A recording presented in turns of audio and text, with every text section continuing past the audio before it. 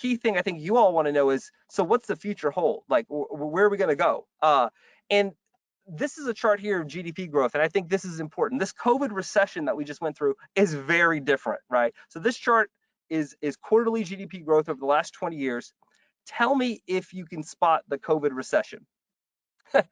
It's the dramatic decline in GDP and the dramatic bounce back afterwards. And the reason I show you the GDP chart is that this recovery from this recession is very different. It's very, very different. And this matters in terms of where we think the labor market is going in the next few quarters, the next year or two, and whether the Great Resignation is here to stay.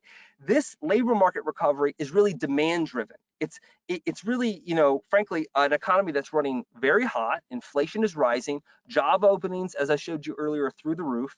And that's what this chart shows you. It compares the last two recessions. And this chart is, again, inspired by a former colleague, Nick Bunker.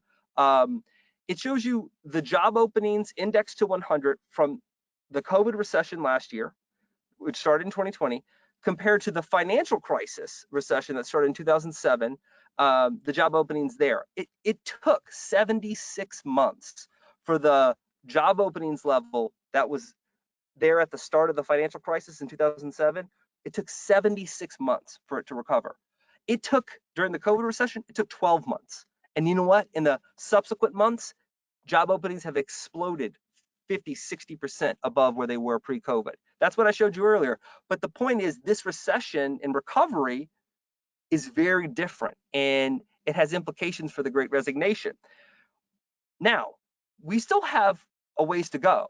We're still 4.2 million jobs below where we were pre-COVID. So the strong hiring growth, like last Friday, we saw the US economy grew by 531,000 jobs.